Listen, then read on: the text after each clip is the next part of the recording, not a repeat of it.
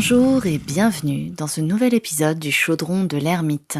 Pour ceux qui me découvrent, je m'appelle Adaline Franck, je suis chamane et je propose des pratiques ancestrales pour soigner les maux de l'invisible et vous aider à retrouver du pouvoir sur votre vie.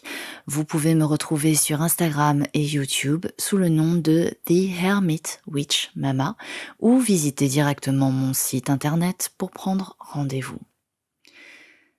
Je souhaite vous parler aujourd'hui des signes de l'invisible. Large sujet. C'est une thématique déjà très populaire, certes, mais il y a quand même 2 ou 3 choses à dire, question de remettre un peu d'ordre là-dedans. Parce que je reçois très souvent, en fin de compte, des messages à ce sujet et je vois bien qu'on peut s'y perdre carrément dans tout ce qui est dit. Je ne vais pas parler dans cet épisode des posts sur Instagram qui disent des choses du genre si tu vois ce post, c'est que tes guides ont quelque chose à te dire ou voilà des choses dans le genre. J'imagine que vous êtes déjà tombé dessus. Personnellement, je trouve ça absurde, mais bon, ce n'est que mon avis. L'ennui qui se pose avec ce genre de contenu ou certaines lectures généralistes au sujet des signes justement que les guides ou que nos ancêtres, que nos défunts peuvent nous envoyer, c'est qu'on en vient très vite finalement à se demander si la moindre plume trouvée sur le trottoir est un message de l'univers ou même si le chat qu'on vient de croiser veut dire quelque chose. Du coup, j'avais envie de vous parler un peu de tout ça cet été, question d'aborder un sujet, disons, un peu plus léger, mais qui reste pourtant essentiel. Alors, évidemment, je ne détiens pas la vérité absolue, je vous parle humblement à partir de ma propre expérience, parce que j'ai chaque jour, ou presque, des signes des mondes subtils qui traversent mon quotidien et qui me permettent d'avancer sur ma propre route, mais qui m'aident aussi à délivrer des guidances à mes consultantes et mes consultants. Et c'est la raison pour laquelle je vais vous partager aujourd'hui quelques clés qui me semblent coller un peu plus à ce que j'ai pu constater moi-même depuis plus d'une trentaine d'années. Contrairement à ce qu'on peut lire ou entendre parfois, non, les signes ne sont pas partout. Et je vais reprendre cet exemple, mais une plume trouvée par terre n'est pas forcément un signe. C'est parfois simplement une plume d'oiseau. Si vous n'avez posé aucune question, si vous n'étiez dans aucune intention particulière, qu'est-ce que finalement signifierait cette plume, selon vous ? Pour qu'un événement devienne un signe, il y a généralement à la base une intention, une question qu'on se pose, une pensée précise ou un besoin particulier qui nous traverse. Alors, il existe bien sûr des signes en dehors des questions, des manifestations spontanées, on va dire. C'est le cas par exemple lorsqu'un esprit se manifeste pour faire un petit coucou ou lorsqu'on sent un accueil bienveillant de la part des esprits de la nature quand on se balade ou encore lorsqu'il s'agit d'un avertissement sur un danger. Mais en dehors de ces urgences ou de ces salutations subtiles, le mot d'ordre reste le discernement. Face à ce que vous pensez être un signe, posez-vous la question. Est-ce que ça me parle actuellement ? Est-ce que ça résonne en moi et m'apporte quelque chose de concret ? En somme, questionnez ce que vous vivez. Parfois, on tombe dans l'excès. On voit des signes absolument partout. Et parfois, on en reçoit de très clairs, mais on est incapable de les voir. Souvent parce que, en fin de compte, on est trop dans le mental, on est trop préoccupé par nos projections. Et c'est d'ailleurs souvent là qu'on lève les yeux au ciel et on crie « Mais pourquoi on m'aide pas ?» Alors qu'en fait, la réponse est déjà là, elle nous a déjà été donnée. Et aussi, plus souvent qu'on le pense, on ne voit pas le signe parce que on s'approprie l'idée qui vient de popper dans notre esprit. On pense que cette nouvelle idée, cette nouvelle vision vient de nous, alors que peut-être que c'était notre grand-père de l'autre côté qui est venu nous la souffler.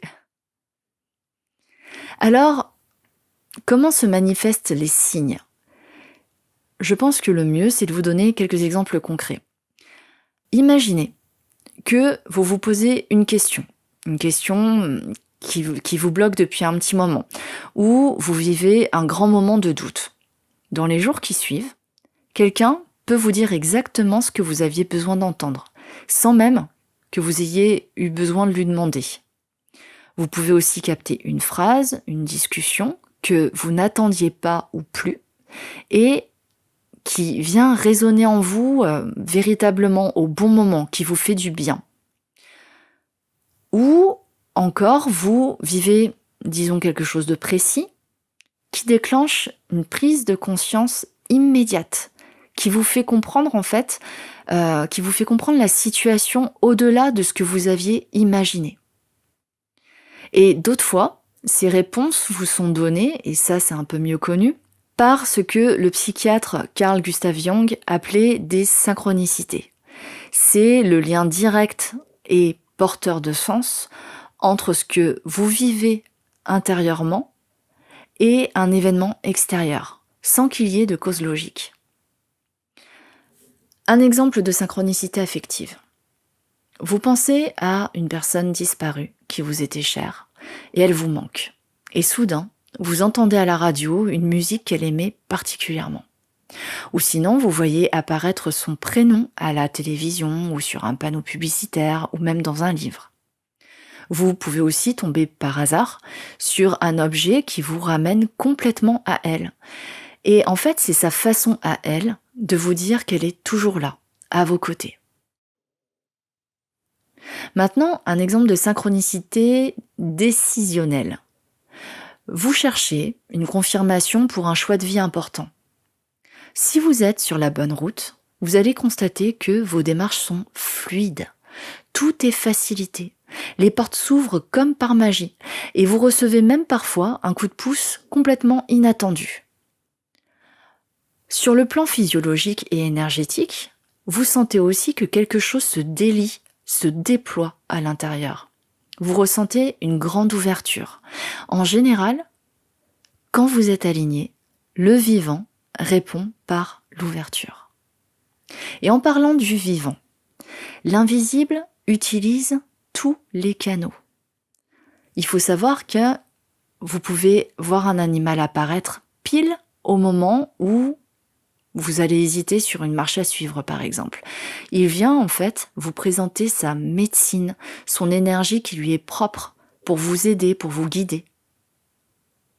Ça peut aussi prendre la forme d'une phrase soudaine et claire qui résonne dans votre tête lorsque vous êtes concentré sur quelque chose ou au contraire que vous êtes absorbé par quelque chose et soudainement il y a comme une voix, voilà, une phrase qui pop dans votre tête ou un mot qui pop dans votre tête et qui est riche de sens. C'est la voix d'un guide ou d'un ancêtre. Ça peut être aussi votre âme qui vous parle directement.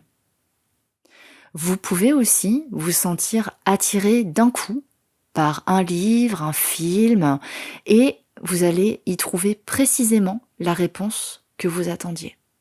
Ou encore, vous vous sentez poussé, vous ne savez pas pourquoi, à aller dans un lieu précis, cet après-midi ou ce matin, sans savoir pourquoi, vous êtes attiré par ce lieu. Et en fait, vous y croisez pile la personne qu'il fallait que vous rencontriez.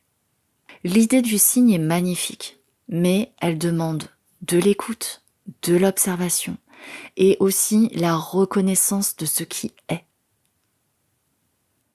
Et il faut aussi accepter qu'il y ait des périodes où on ne reçoit rien. Et ça arrive malheureusement assez souvent. Parfois, les signes s'arrêtent. Et ça arrive généralement pour 2 raisons. La première, c'est que vous devez faire vos propres choix à cet instant précis de votre vie. Parce que c'est une étape importante de votre évolution. Par exemple, prenez un enseignant. Il va transmettre tout son savoir à son élève. Mais le jour de l'examen, il se tait, il le laisse faire par lui-même. Et en fin de compte, l'invisible agit de la même façon pour vous laisser intégrer votre propre pouvoir, votre propre expérience. La seconde raison, un peu plus pragmatique, c'est quand on n'en fait qu'à notre tête.